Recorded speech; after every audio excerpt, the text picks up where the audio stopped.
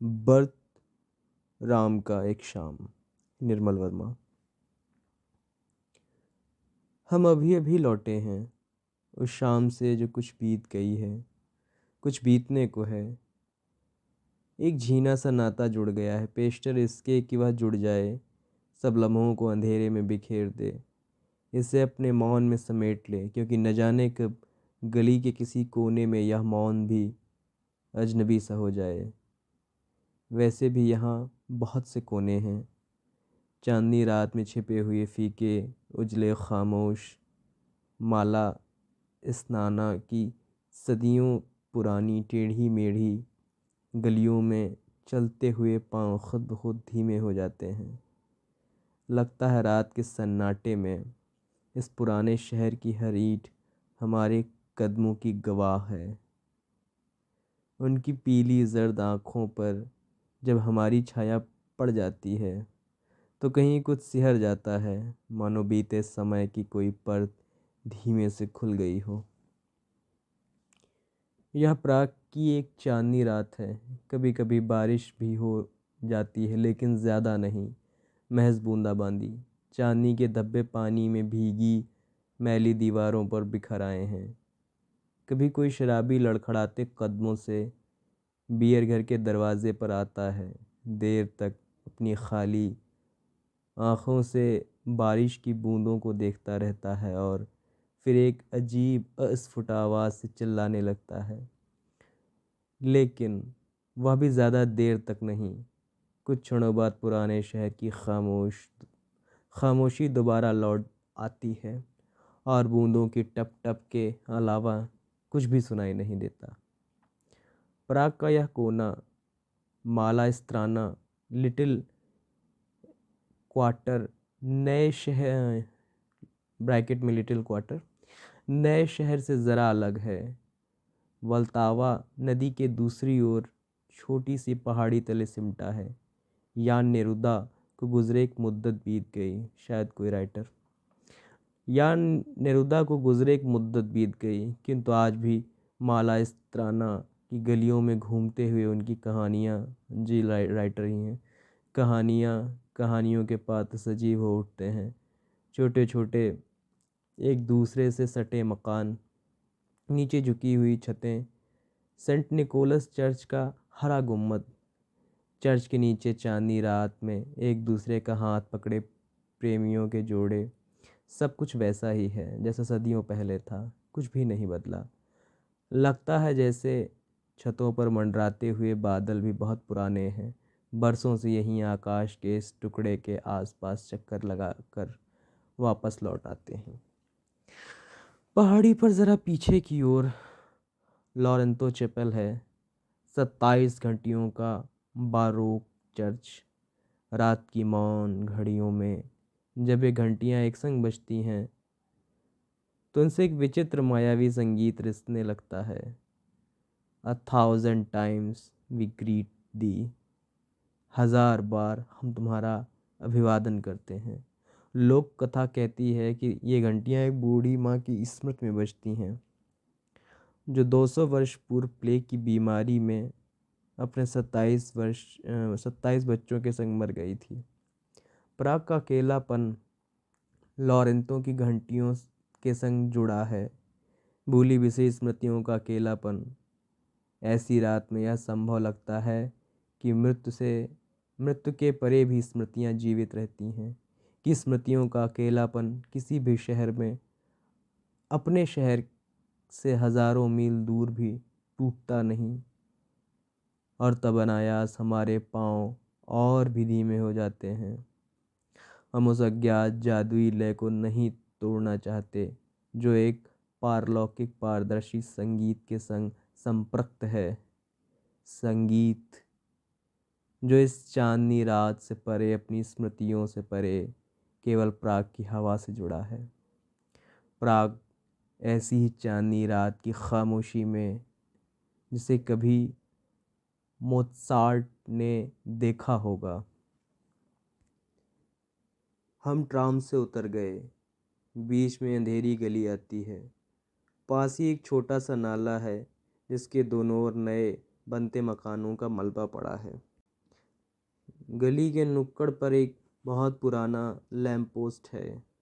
उसकी पीली रोशनी में बारिश की बूंदें माचिस की तीलियों सी क्षण भर चमक कर अंधेरे में गायब हो जाती हैं। समर स्कूल के हम 30-40 छात्र हैं। यूरोप और एशिया के अलग अलग देशों से यहाँ आए हैं और इस समय इस अंधेरी गली में एक दूसरे के पीछे चुपचाप चल रहे हैं। लगता है जैसे यह गली कभी ख़त्म न होगी, जैसे हम इसी तरह भयभीत, कातर, आशा को मन में दबाए बारिश में भीगते हुए चलते रहेंगे। किंतु हर गली, चाहे वह कितनी ही ज़िद्दी और लंबी क्यों न हो, आखिर ख़त्म हो जाती है। हम एक सूनी सुनसान सड़क पर आ गए हैं। बाईं ओर पेत्रशिन की पहाड़ी पर निरीक्षण बुर्ज का लाल सितारा तिमिराच्छन्न आकाश में चुपचाप निपट एकाकी सा चमक रहा है। आखिर चलते चलते हम पीछे के लोग एकाएक ठिठक गए। अगली कतार के चंद व्यक्ति सीधी सड़क छोड़ ऊपर की ओर मुड़ गए। मन में यह ख्याल जो इतनी देर से हम अपने मन में दबाए थे, बिजली की तरह कौन जाता है? क्या यहीं आसपास मोत्सार्ट का घर है? आनो तामना होरू वहाँ ऊपर की ओर। वह बोर्ड नहीं देखते। एक जर्मन लड़की टूटी हुई चेक में हमसे कह रही है। फिर भी एकाएक विश्वास नहीं हो पाता। वह बोर्ड सड़क के किनारे एक संकरा रास्ता ऊपर जाता है। शुरू में 2 कदम ऊपर चढ़ते ही वह बोर्ड दिखाई दे जाता है, बर्तराम का। एक क्षण के लिए हम मंत्रमुग्ध से खड़े रहते हैं। बर्तराम का एक छोटा सा शब्द, जिसका कोई चेहरा नहीं है, महज नाम। प्राग के लाखों घरों के जमघट के बीच एक साधारण से घर का नाम। बोर्ड का पुराना जर्द तख्ता भीग रहा है बारिश की बूंदों से टप टप। पेड़ों के झुरमुट के बीच वह घर दूर से ही दिखाई दे जाता है। हवा में कांपते लीपा के पत्तों से घिरी एक खिड़की, भीतर की मध्यम रोशनी फरफराते पर्दों से छनती हुई सीढ़ियों पर गिर रही है जहां हम खड़े हैं। सोचता हूँ मोत्सार्ट इन्हीं सीढ़ियों से उतरकर पुराने शहर के थिएटर जाते होंगे। उन दिनों बर्तराम का, जहाँ मोत्सार्ट ठहरे थे, शहर की सीमाओं से अलग था। यह सोचकर आज भी आश्चर्य हुए बिना नहीं रहता कि हर शाम मोत्सार्ट इतनी दूर पैदल ही नॉस्टेड्स थिएटर, जो अब तीन थिएटर के नाम से प्रसिद्ध है, जाया करते थे। वह इन दोनों अपने नए ओपेरा डॉन जुआन का रिहर्सल देखने प्राग आए थे। कहते हैं थिएटर जाते हुए मोत्सार्ट ओल्ड टाउन के रेस्तरां में एक गिलास शराब पीने अवश्य रुक जाते थे। वापस आते हुए आधी रात बीत जाती थी। चार्ल्स ब्रिज पार करने के बाद प्राग में उन दिनों यही एक पुल था। वह बिना नागा लिटिल क्वार्टर्स के एक छोटे से कॉफ़ी हाउस का दरवाज़ा खटखटाया करते थे। कॉफ़ी हाउस का मालिक, जो उस समय सो रहा होता था, दरवाजे पर थपथपाहट सुनकर एकदम जाग उठता था। उसे यह जानने में ज़्यादा देर नहीं लगती थी कि रात की इस घड़ी में उसके दरवाजे पर मोत्सार्ट के अलावा कोई दूसरा नहीं हो सकता। कुछ ही देर में रेस्तरां कॉफ़ी की सोंधी गंध और मोत्सार्ट की बातों से महकने लगता था। लिटिल क्वार्टर्स में, जहां आजकल हम ठहरे हैं, उस कॉफ़ी हाउस की टूटी पुरानी इमारत आज भी आते जाते दिखाई दे जाती है। वे शुरू पतझड़ के दिन थे। प्राग की गलियों में अंगूर लताओं की गंध तिरती रहती थी। जिन दिनों मोत्सार्ट बर्तराम का आए थे, गुलाब के फूलों की आखिरी पंखुड़ियाँ झर रही थीं। वाटिका अब भी है। किनारे पर पेड़ों की छां तले एक बेंच दिखाई देती है, जिस पर दूब की पत्तियां इकट्ठी हो गई हैं। पत्थर की दीवार के पीछे की फूलों की नीली घंटियां हवा में झूलती हैं। उनके स्वप्निल स्वर की छाह को किसी अनजानी घड़ी में मोत्सार्ट की भूखी उंगलियों ने छुआ होगा। यहीं सी बेंच पर, इन्हीं पत्तों के झुरमुट में जहाँ आज रात चांदनी बारिश में भीग रही है, नीरव और मदिर। लेकिन हम इसी तरह सीढ़ियों पर कब तक खड़े रहेंगे? शीशे के दरवाजे के सामने पहुंचकर सीढ़ियां खत्म हो जाती हैं। पर्दे से छनती रोशनी का फीका आभास, भीतर कुछ अस्पष्ट सी हलचल, बाहर वाटिका में उड़ते हुए इक्के दुक्के जुगनू, सब कुछ इस क्षण बहुत आत्मीय सा हो आया है। इतना आत्मीय, इतना अपना सा कि यह नहीं महसूस होता कि बंद दरवाजे और हमारे बीच एक लंबी सदी गुजर गई है। लगता है जैसे अभी दरवाज़ा खुलेगा, मोत्सार्ट मुस्कुराते हुए बाहर आएंगे, देहरी पर उनकी छाया ठिठकी सी खड़ी रहेगी। मन का यह भ्रम इतना वास्तविक सा हो जाता है कि दरवाज़ा खुलने पर जब एक अधेड़ पक्के बालों वाले व्यक्ति हमें भीतर बुलाते हैं तो हम सहसा चौंक से जाते हैं। अंधेरे की ओट में हमने जिस मोहक भ्रम को अपने में पाला था, कमरे की तीखी रोशनी में वह अचानक टूट सा जाता है। यह घर अब मोत्सार्ट का म्यूज़ियम है और वह लाइब्रेरी है जिसमें अधेड़ व्यक्ति की धीमी आवाज़ सुनाई देती है, इतनी धीमी और कोमल कि मन में विश्वास हो जाता है कि वह गाइड नहीं है। गाइड की पहचान ही उसके ऊंचे तीखे स्वर से हो जाती है। बाद में मालूम हुआ कि वह म्यूज़ियम के संरक्षक की हैसियत से बरसों से यहाँ रह रहे हैं। मोत्सार्ट का कमरा, अलमारी में सजी हुई उनकी पंखुड़ियाँ, उनके खत। हम धीरे धीरे आगे बढ़ते हैं। जिस व्यक्ति की आत्मा का संस्पर्श आज तक केवल ग्रामोफोन के रिकॉर्डों से ही उपलब्ध हुआ है, आज उसके कमरे में चलते हुए, उनकी निजी चीज़ों को छूते हुए एक अजीब सी झिझक महसूस होती है। हम बाहर के लोग हैं जो कुछ देर बाद उड़ती निगाहों से चीज़ों का मुआयना करके फिर बाहर की दुनिया में लौट जाएंगे। किंतु भविष्य में जब कभी मोत्सार्ट के संबंध में सोचेंगे तो ये चीज़ें बरबस बीच में आ जाएंगी, कहेंगी देखो हम भी हैं। वह एकांत छवि जो कभी हमने अपने कमरे में रिकॉर्ड सुनते हुए मन में गढ़ी थी, अब उतनी एकांत न रह सकेगी। ऐसे स्थानों में आकर अक्सर दुविधा होती है। सोचता हूँ जितना हम पाते हैं, क्या वह उससे कम नहीं जितना हम खो देते हैं। किंतु विचार का तांता बीच में ही टूट जाता है। हमारे संग संग चलते हुए वह व्यक्ति अपनी उसी गंभीर आवाज़ में कह रहे हैं। मोत्सार्ट को प्राग से गहरा लगाव था। वह अक्सर कहा करते थे कि उनका ऑर्केस्ट्रा वियना में नहीं प्राग में है। प्राग के लोग जितना अधिक उन्हें समझते थे, शायद उतना कहीं और नहीं।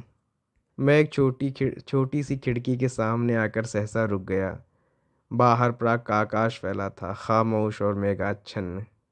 दूर शहर के क्षितिज पर हरा चानी हरा चानी शाही महल और सेंट विता कैथेड्रल की धूमिल रेखाएं अंधेरे पर खिंच आई थीं। कभी कभी नीचे की सड़क से ट्राम के पहियों की गड़गड़ाहट सुनाई दे जाती थी। मुझे लगा जैसे कोई दबे धीमे कदमों से मेरे पीछे चला आया है। मैंने पीछे मुड़कर देखा, वही अधेड़ संभ्रांत व्यक्ति खड़े थे। उनके होठों पर हल्की सी मुस्कुराहट सिमट आई थी। जिस खिड़की के सामने आप खड़े हैं उसके संग एक दिलचस्प स्मृति हुई है। उनके स्वर में दबा सा रहस्य उभर आया। वह अजीब सी घटना थी। जो कुछ सुन पाया वह चेक भाषा में था, जो कुछ समझ पाया बहुत कुछ नहीं। किंतु जितना कुछ भी समझ पाया वह कम आश्चर्यजनक नहीं लगा। उन दिनों मोत्सार्ट का प्रसिद्ध ओपेरा डॉन जुआन प्राग में प्रस्तुत किया जाने वाला था। सब तैयारी हो चुकी थी। अंतिम रिहर्सल सफलतापूर्वक समाप्त हो चुका था। शहर की दीवारों पर, गली कूचों के चौराहों पर ओपेरा के पोस्टर के अलावा कुछ भी नहीं दिखाई देता था। प्राग निवासी महीनों से मोत्सार्ट के ओपेरा की बाट जोह रहे थे। उन्हें अपने सौभाग्य पर गर्व था कि डॉन जुआन का प्रथम उद्घाटन मोत्सार्ट के शहर वियना में नहीं बल्कि प्राग में होने जा रहा है। इस आनंद उत्सव में यदि कोई सचमुच परेशान था तो ओपेरा का निर्देशक। उनके बहुत कुछ आग्रह अनुनय के बावजूद मोत्सार्ट ने अभी तक अपने ओपेरा का पूर्वरंग नहीं लिखा था। वह हमेशा उसे कल पर टाल देते देते थे। उद्घाटन का दिन तेजी से पास आता जा रहा था। आखिर हताश होकर एक रात उनके मित्र ने उन्हें इस कमरे में बंद कर दिया और बाहर दरवाजे पर ताला लगा दिया। उनसे साफ कह दिया गया कि जब तक वह पूर्वरंग नहीं लिख देंगे तब तक उन्हें मुक्त नहीं किया जाएगा। रात भर उनके मित्र कमरे के नीचे चिंतामग्न मुद्रा में घूमते रहे। बार बार उनकी उनकी आंखें कमरे की खिड़की पर आ जमती थीं। उन्हें मालूम था जब तक कमरे की बत्ती जलती रहेगी मोत्सार्ट तब तक लिखते रहेंगे। कहते हैं रस्सी पर भोजन की पोटली और शराब की बोतल उन्हें इसी खिड़की से भीतर भिजवाई गई थी। कौन कह सकता है कि यह घटना सच है, किंतु यह अवश्य सच है कि मोत्सार्ट के पूर्वरंग उद्घाटन के दिन ही दिया था, जब कागज पर स्याही पूरी तरह सूखी भी न थी। तब यह अजब नहीं लगता कि मोत्सार्ट प्राग निवासियों में इतने क्यों लोकप्रिय थे। वे उन्हें अपना ही मानते थे। इसी लिटिल क्वार्टर्स में सेंट निकोलस चर्च है। मोत्सार्ट की मृत्यु का शोक संवाद सुनकर प्राग के हजारों निवासी यहाँ जमा हुए थे। मोत्सार्ट का रिक, रिक, रिक्विएम मास भी यहीं इस अवसर पर रोती सिसकती भीड़ के सम्मुख गाया गया था। किंतु वियना में उनकी अर्थी के संग केवल उनके इने गिने मित्र ही थे। एक साधारण से कब्रिस्तान में उन्हें दफना दिया गया। आज भी कोई नहीं जानता कि उनकी कब्र कहाँ है। आखिर में सब कुछ घूम लेने के बाद एक छोटा सा हॉल आता है जहाँ कुछ कुर्सियाँ बिछी हैं। यहीं पर कभी कभी कॉन्सर्ट होता है। गर्मियों की रातों में अक्सर कॉन्सर्ट की व्यवस्था बाहर लॉन में होती है, किंतु आज रात बारिश के कारण हमें भीतर ही बिठाया गया है। समर स्कूल के छात्रों के लिए कॉन्सर्ट की विशेष रूप से व्यवस्था की गई। चेक चेक फिलोहार्मोनिक ऑर्केस्ट्रा के कुछ कलाकार स्वयं उपस्थित हुए हैं। 3 अलग अलग संगीत अंश, यानाचेक, 2 शार्क और सबसे अंत में मोत्सार्ट। हल्के से तालियां बजती हैं और फिर सब कुछ शांत हो जाता है। किंतु यहाँ मैं गलत हूँ। शांत का शब्द लिखने के एकदम बाद बोध होता है कि वह गलत है, कि लिखने के बाद ही वह झूठा हो गया है। अनुभव के जिस परिचित दायरे से शब्द निकलते हैं, उस रात की अनुभूत परित के सम्मुख वे अजनबी हैं, जैसे किसी दूसरे ग्रह के प्राणी। जो सच है, जो रात की उस घड़ी में सच था और अब महज अर्ध स्वप्नों स्मृतियों का पुंज रह गया है, आकारहीन, स्वरहीन, धुंधली धुंध के लौंदे सा। वह एक पुल था, हजारों सदियों के कोहरे को काटता हुआ, अतीत के उस सीमांत को छूता हुआ जहाँ मौन शब्दों के अभाव से नहीं, उनके अधूरेपन से उत्पन्न होता है। ऐसा पुल जो जितना कुछ जोड़ता है उतने में ही टूट जाता है। सोचता हूँ आज नहीं, उस रात सोचा था, जैसे वह लौ बिल्कुल अकेली, बिल्कुल नंगी हो गई है, जिसे हम अपने अस्तित्व से ढके रहते हैं। कितनी जल्दी वह आसपास के अंधेरे को निगल रही है। भूखी प्यासी लौ लपलपाती, हाँफती, खुली हवा में सांस लेती हुई। कुछ भी ऐसा नहीं रहा था जिस पर उंगली रख कर कह सकें यह आज है, यह कल। यह वह कल है जो कभी जीवित था और अब बीत गया है।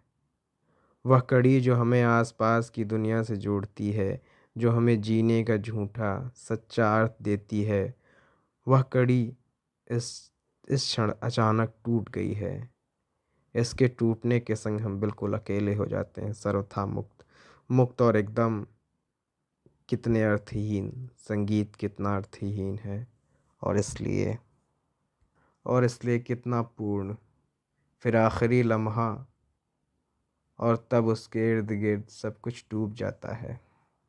हमारा प्यार आधी रात में जागे हुए पसीने से लथपथ, दो सपने, एक पगली सी धड़कन, और फिर वह भी नहीं। जो शेष रह जाता है देर तक हवा में टंगा रहता है, वह है एक अजनबी अपनापन, जिसे हमने पहले कभी नहीं देखा, जिसे हमने पिछले चंद क्षणों में पहली बार जाना था, और जो अगले चंद क्षणों में दोबारा अजनबी हो जाएगा, एक स्वरहीन आलोक।